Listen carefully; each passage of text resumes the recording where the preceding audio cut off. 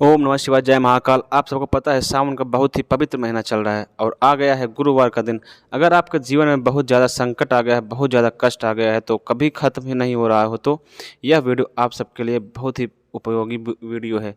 पूज गुरु जी की कथा सुनकर आप सब लोगों को एक उपाय बता रहा हूँ। बस आपको लेनी होगी पीली चूड़ियाँ। छोटा सा उपाय करना है, आपके बिगड़े काम बन जाएंगे जो कि काफ़ी दिनों से अटके हुए हैं। लेकिन उससे पहले मैं आपको बता दूं, इस पूरे वीडियो में हम लोग 4 बहुत ही महत्वपूर्ण उपाय के बारे में बात करेंगे जो कि आपको आज ज़रूर करना चाहिए। तो आइए पहले उपाय की तरफ हम लोग चलते हैं। पहला उपाय है पीली चूड़ी का उपाय। पीली चूड़ी की बात हम क्यों कर रहे हैं, क्योंकि आज है गुरुवार का दिन। तो गुरुवार के दिन हमें कोई भी पीली चीज़ दान जरूर करनी चाहिए। जैसे आप चाहे पीली चूड़ियाँ दान कर सकते हैं, या आप चाहे तो चने की दाल दान कर सकते हैं, या फिर एक ऑप्शन और भी है, आपके पास चने की दाल की पानी में भिगोकर उसके पास उस पर कुछ गुड़ के टुकड़े रखो और ले जाकर गौ माता को गुरुवार के दिन, जो भी व्यक्ति गुरुवार के दिन खिला देता है, उसके जीवन में कभी भी कोई संकट नहीं आता है। बाकी किसी भी पंडित जी को यहाँ या उनके यहाँ महिलाएं होती हैं, अपने हाथ पीली चूड़ियाँ या पीली सामग्री या पीली साड़ी जो भी व्यक्ति दान देता है, उसके जीवन के सारे कष्ट दूर होते हैं। कोशिश करिएगा पीली चूड़ियाँ ज़रूर दान करें। अब आपको ये भी पता है आज सिर्फ गुरुवार का दिन ही नहीं है, आज अधिक मास का तीसरा दिन भी है। तो गुरु जी ने ही कई बार यह बात बता चुके हैं कि हमें अधिक मास के तीसरे दिन क्या दान करना चाहिए, चावल। लेकिन इस चावल को भी दान करने का एक तरीका है। आप एक छोटा सा रुमाल लेंगे, लेकिन उस रुमाल को सफ़ेद कलर का ही होना चाहिए। कौन सा कलर का? सफ़ेद कलर का होना चाहिए। सफ़ेद कलर का रुमाल होना चाहिए।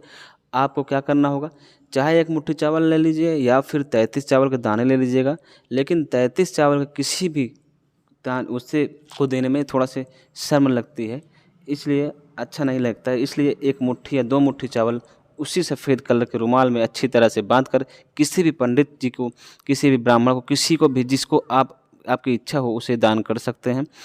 उसको दान करने के बाद अधिक मास का तीसरा दिन है, तीसरे दिन दान जरूर करिएगा। ठीक है, समझ में आई बात? क्या बात? अब आगे बढ़ते हैं हम लोग अपने दूसरे उपाय की तरफ।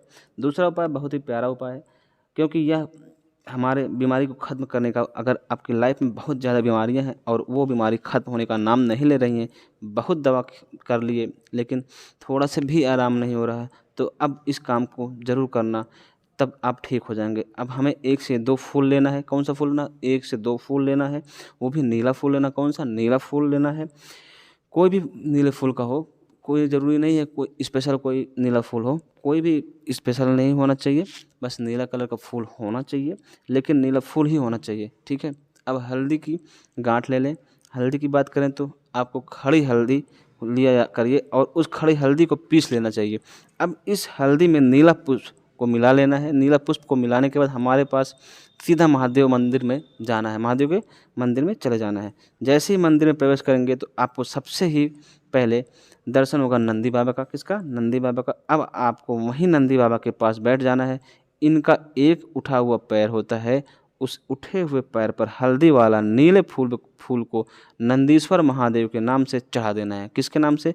नंदीश्वर महादेव के नाम से समर्पित करना होगा। अब आपको वहाँ बैठ के नंदी बाबा के उठे हुए पैर पर अपना दाहिना हाथ रख के आपको जो भी प्रार्थना और कामना करना है कर लीजिएगा। हमारे घर का इस नाम का व्यक्ति कुछ दिनों से बीमार रहता है, बहुत दवाइयाँ खा लिए और पर आराम नहीं हो रहा है। आप कुछ कृपा करिए बाबा, इसके ऊपर जैसे ही आपसे हो सके प्रार्थना कर लेना। उसके बाद इस नीले फूल को उठाना और लेके चले जाना आप अपने घर में। जो भी व्यक्ति बीमार होगा उस नीले फूल में बाल्टी में डाल देना, बाल्टी में पानी भर देना और उस बीमार व्यक्ति को इसी पानी से नहला देना, स्नान करा देना। बहुत सुंदर सा उपाय है, करके देख लेना। उस उपाय को जो बीमारियां हैं ना, सब धीरे धीरे करके ख़त्म होना शुरू हो जाएंगी। ठीक है, तो अब तो उपाय के बारे में हम लोग जान चुके हैं। अब आते हैं तीसरे उपाय की ओर। तीसरा उपाय तो बहुत सुंदर है। क्यों सुंदर है? क्योंकि यह उपाय आपके बच्चों के लिए। अगर आपके बच्चे पढ़ने नहीं बैठते, अगर बैठते भी हैं तो उनका दिमाग कहीं और लग जाता है। अगर ऐसा सिचुएशन है तो जितने भी माँ बाप इस वीडियो को देख रहे हैं तो यह उपाय ज़रूर करें। देखो, अब आपको लेना होगा लाल चंदन। लाल चंदन एक कटोरे में ले लें। अब लाल चंदन और पानी कटोरे में अपनी अंगुलियों से अच्छे से मिला लें। उसके बाद क्या करेंगे, अपने इन अंगुलियों से त्रिपुंड बनाते हुए अब क्या करेंगे, अपनी इन अंगुलियों से त्रिपुंड बनाते हैं। अब ज़्यादा मात्रा में आपको जो लाल चंदन आपने लिया है उसको 3 अंगुलियों पे लेना है। उसके बाद सबसे पहले आप जाओगे बेलपत्र के पेड़ के नीचे, उस बेलपत्र के पेड़ पर उसी 3 अंगुलियों से आपको त्रिपुंड बना देना है। त्रिपुंड बनाने के बाद अभी आपको हाथ को धुलना नहीं है, वही हाथ लेकर आपको महादेव के शिवलिंग के पास चले जाना है। किसके पास? महादेव के शिवलिंग के पास जाना है। आपको शिवलिंग पर फिर त्रिपुंड बना देना है उसी लाल चंदन से। इतना काम हो गया हो, ठीक है।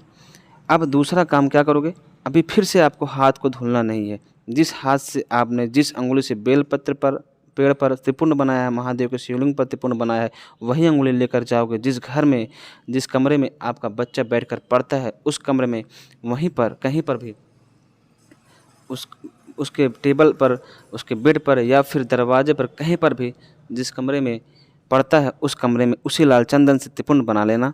तब बच्चा जब पढ़ने के लिए बैठेगा, एक ध्यान देकर पढ़ने बैठेगा, एक ध्यान मग्न होकर बैठेगा, एकाग्र होकर बैठेगा और फिर रिजल्ट भी बहुत अच्छा आएगा, ठीक है।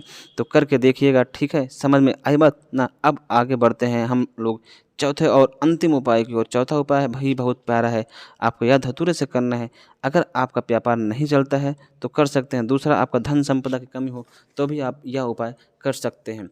अगर आपके घर में कोई व्यक्ति बीमार पड़ा रहता है तब भी यह उपाय आप कर सकते हैं। मतलब 3 फायदे हैं मात्र एक धतूरा चढ़ाने से। आपको लेना होगा इस तरीके से, एक धतूरा आसानी से उपलब्ध हो सकता है। किसी महादेव के मंदिर के पास में ले चले जाना, साथ ही साथ लेना होगा एक तांबे का लोटा। लोटे में जल कहाँ से भरोगे? अपने घर से। कहाँ से? अपने घर से, ठीक है। अपने घर से भर के जल को लेकर जाओगे। जल को लेकर एक धतूरे को लेकर पहुंच जाओगे महादेव के शिवलिंग के पास। किसके पास? महादेव के शिवलिंग के पास। चेहरा होना चाहिए उत्तर दिशा में। जो एक धतूरा आपके पास में है ना, उस धतूरे को महादेव के शिवलिंग के ऊपर समर्पित करोगे। किसके पास? महादेव के शिवलिंग के ऊपर समर्पित करोगे। डंडी होगी माता अशोक सुंदरी की ओर। किसकी ओर? माता अशोक सुंदरी की ओर। पत्ती का मुख होगा आपकी तरफ और यहाँ पर आपको महादेव एक प्यारा सा नाम बोलना होगा और वो नाम है हटकेश्वर महादेव। किसका? हटकेश्वर महादेव। कौन सा नाम? हटकेश्वर महादेव के नाम से समर्पित कर देना है।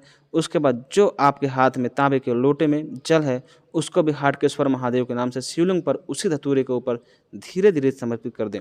समर्पित करोगे। जल बहता हुआ जलाधारी से नीचे गिरेगा। जल नीचे गिर जाए, आप क्या करोगे, इस धतूरे को वहाँ से उठा लेना है। एक सफ़ेद कपड़ा लेना है या रुमाल लेना है। अब उसी में अच्छे तरीके से उस धतूरे को उस कपड़े में बांध लेना। बांध करके अगर आपके घर में धन की कमी है तो हटकेश्वर महादेव के नाम से अपने घर की तिजोरी में जहाँ पैसे रखते हैं उसमें रखना है। अगर व्यापार नहीं चलता हो तो अपने व्यापार वाली जगह पर रख देना है। अगर कोई व्यक्ति बीमार हो तो उस बीमार व्यक्ति के कमरे में हटकेश्वर महादेव के नाम से उसी पोटली को रख देना है। सारे कष्ट आपके खत्म जरूर हो जाएंगे। बहुत प्यारा सा यह उपाय है, सिर्फ एक धतूरा का उपाय। अगर आप लोगों को यह वीडियो पसंद आया हो तो वीडियो को लाइक करें, चैनल को सब्सक्राइब करें और बेल आइकन बटन जरूर दबा दें, जिससे आप सभी को ऐसे उपयोगी वीडियोज मिलते रहें। धन्यवाद। श्री शिवाय नमस्तुभ्यम। ओम नमः शिवाय। जय महाकाल।